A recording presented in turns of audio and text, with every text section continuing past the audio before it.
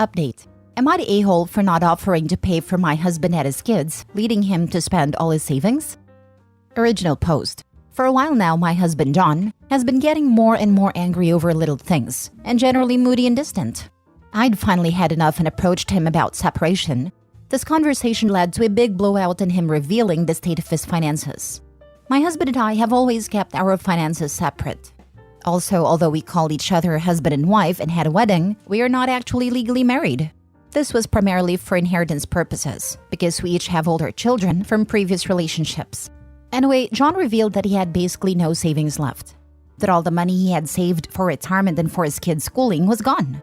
Furthermore, he said it was all my fault since he used all the savings up to try and keep up with my lifestyle. There was never anything crazy in terms of bills or anything like that, and we always split it all equally. The house we live in I own outright as well, so there wasn't a mortgage payment. However, I've always liked to travel a lot on fairly extravagant vacations. I would invite John or John and his children to join on trips but never made them feel like they had to come.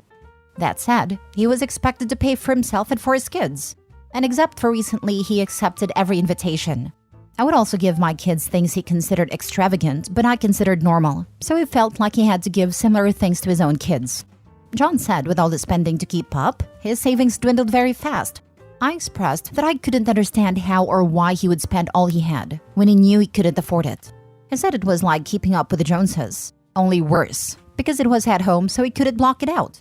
John thinks since I knew his job, I should have had a basic understanding of his finances and realizes this wasn't a lifestyle he could maintain.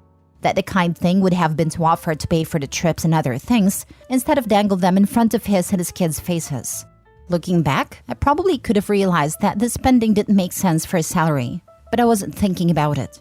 I don't think it was my responsibility to keep his finances in mind here. We had agreed from the beginning to keep our finances separate. So to me, that means paying for things separately. Edit. We do not live in a state with common law marriage.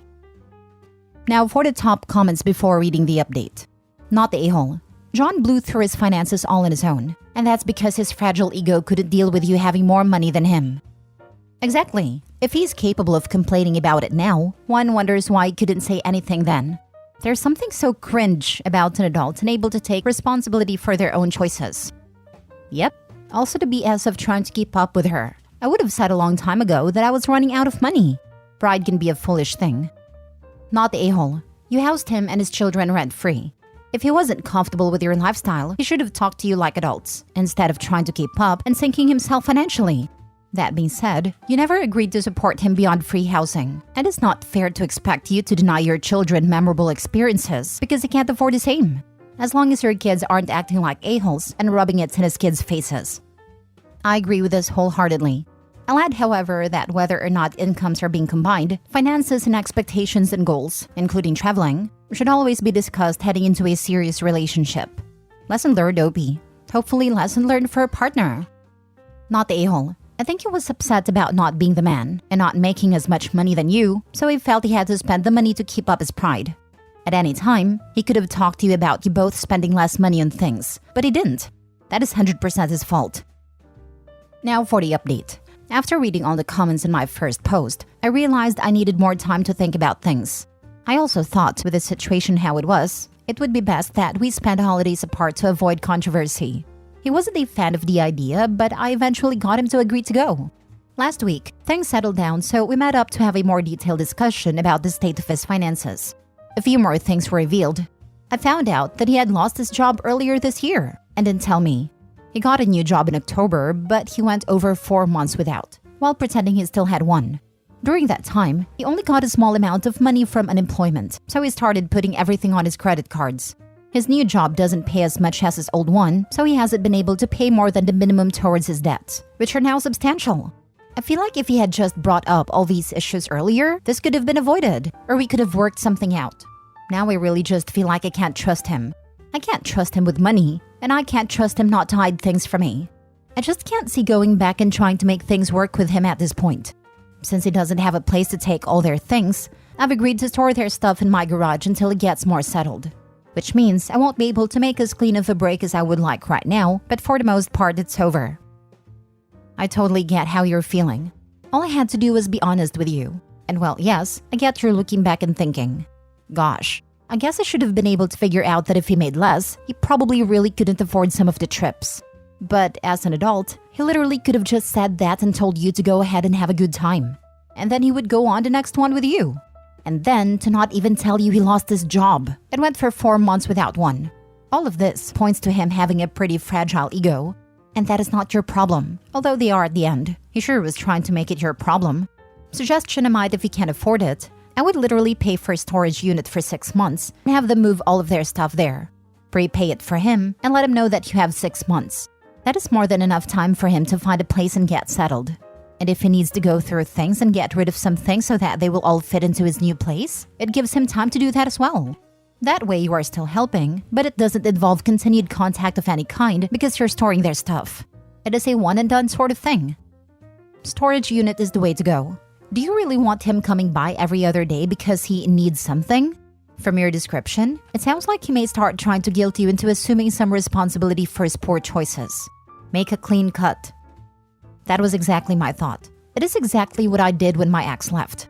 He left all of his stuff, apparently thinking I was going to keep it in the house or store it. And that was a definite no. So I told him I'd put it in storage. And if I recall, I think I paid for either 3 or 6 months and told him it was up to him after that.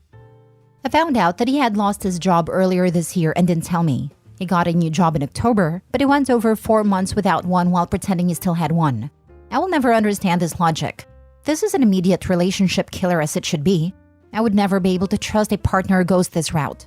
Someone else commented, and I agree. If you can't afford it, I'd put their belongings in a storage unit.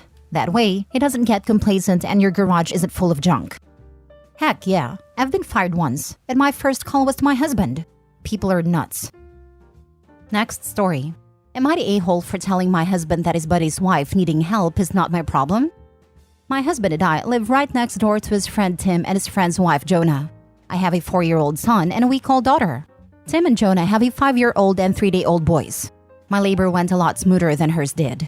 She ended up needing an emergency hysterectomy as she was bleeding out on a delivery bed. They just came home last night.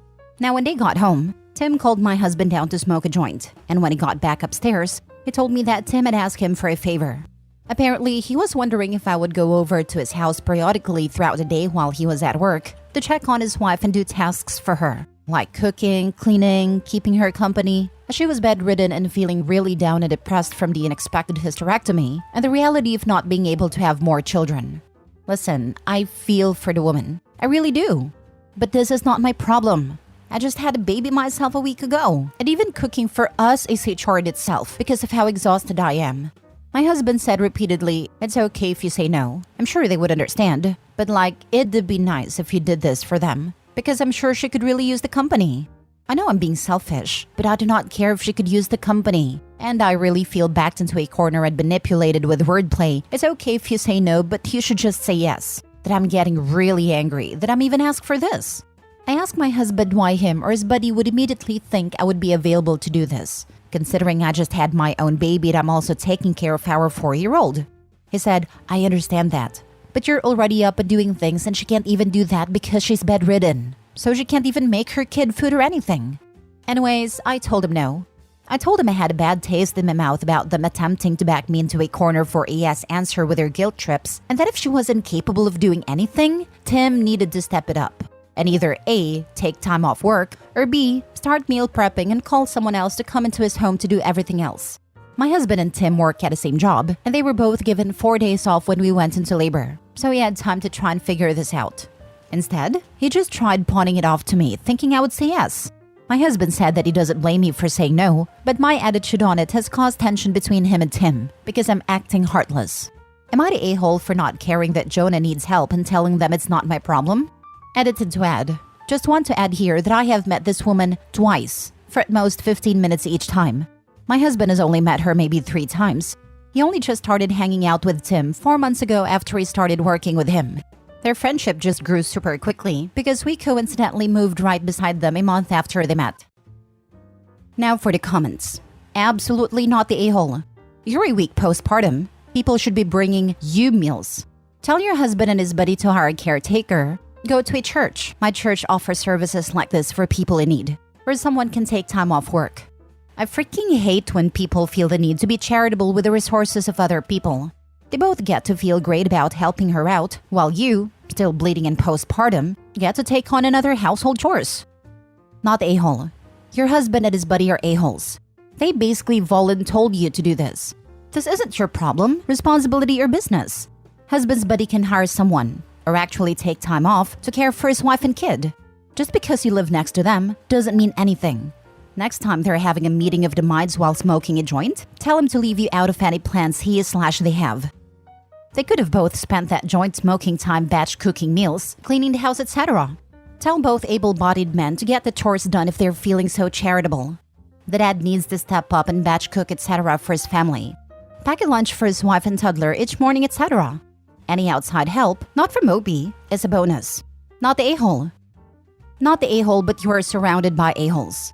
Okay, so let's lay out the fact pattern here. 1. You just had a baby. 2. Jonah just had a baby, and after a nearly fatal disaster, had an extremely invasive and traumatic emergency surgery. 3. Tim's first act in his house with his almost died wife and new baby was to call your husband to smoke a joint. 4. Your husband said yes. 5. Your husband presented a plan where you would subjugate yourself, your recovery, and your baby's first few weeks for someone else who you don't know, and whose husband doesn't prioritize over some weed. 6. Your husband expected you to say yes and then proceeded with the "it's not required, but it sure would be nice if you did." I feel for Jonah, but she married an idiot. How about you buy less weed and buy more food you can cook? I'm going to assume your husband and Tim aren't working 20-hour shifts and aren't on an oil rig where they can do stuff around the house and work with the baby and take care of their own. Damn, these guys suck. Best to you and your little one, but I feel like there's way more of this headed your way. Absolutely. I was 2 months post-emergency C-section and all my in-laws were mad that my husband refused to even ask if I wanted to do things that I wouldn't have done, and he knew it. I only found out about it as I heard his tone of voice change, and him saying because I'm her husband and I say no to his traditional family. Could I have gone if I wanted? Of course. And if I had wanted, that would have made me the instant golden person, but I wasn't risking it either. Point being that he took all the flack so I didn't have to worry about feeling pressured. Last story. Am I the a-hole for telling my wife that I also have a right to be sad? I need a lot of advice. Me and my wife have been together for 10 years, married for 7. We have a little girl who's 5. Wife 2 years ago lost our baby, is stillborn. Do I blame my wife for losing him? No, of course not. She couldn't control it. That was June of 2022. She sunk into a deep depression, and I tried my best to get her out of it while taking care of our then 3-year-old and trying to work as much overtime as possible as I told her to quit her job. In November, I got her into therapy and that seemed to work out great. She started opening up to me about how she felt, which was good, and I think it really helped her heal. Me, on the other hand, I hate to sound like a narcissist, but I never healed, and I never got to talk about how I felt. Because she said I shouldn't feel sad because I didn't lose the baby. So I just stopped talking to her about me altogether and just listened to her. So now 2 years later, I'm not a drunk, but I do drink a good bit all considering. My wife is still stay at home and is looking to get a job so I won't have to work 14 hours anymore. She also wants to try again for a new baby, and I told her no, that we are not going to try again at the moment. She asked why, and I said, "You are healed from the death of our baby, I am not." She got mad and said that I shouldn't be sad because I didn't carry him and have to push out a stillborn. I just kinda said okay and went to get a drink. She had thrown out my alcohol. I told her we all grieve in different ways, and I'm grieving by drinking, so she should not have thrown out my drink. She still couldn't understand why I was grieving, and I just told her I have a right to be sad as well. She still couldn't understand it. So I pointed out who was there for her, and she couldn't understand it. So I just left the house. So was I wrong for telling her that I have a right to be sad as well? I will try to answer questions and comments. Edit. To address the main question, which is why didn't I get help when she did? She was going to therapy every day, which adds up. So for me, money was tight and was not enough to get us both therapy. Nor did I have time to either.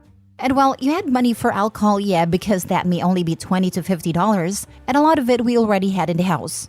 We got it for gifts, and she used to host a lot. Not the a-hole. She should not tell you how you should feel. You lost a child as well, and are allowed to grieve too. But dealing with your grief by drinking alcohol will only make things worse. You should also seek therapy. She needs to talk to her therapist about her feelings, about you shouldn't be feeling sad. I'm sure they can change her views on that. I'm sorry for your loss. Just wanted to add that hospitals and OBs generally have info/recommendations for support groups and specialized grief counselors for both parents. OP should reach out to their hospital or his wife's OB and ask for a recommendation. One of my friends had a stillborn baby, and her husband went to a support group and found it a better fit for him than individual therapy. It also sounds like they could use some family counseling as well, since the wife seems to think that he has no right to his grief. Not the a-hole. That child was both of yours. And her point of view that her hardship was worse than yours, therefore yours doesn't matter, is extremely flawed. You are a family and should stick together. For example, my mom, brother, sister, and I all suffered domestic violence at the hands of my father. Now, the amount of abuse and the kind of abuse we experienced was different, but that doesn't mean that anyone's pain isn't valid. My mom doesn't tell me that I don't have a right to be sad when my father was way meaner to her, and I don't tell my little sister that she should be over it because my pain is more valid. We are a family, and we're all there for each other when things get tough.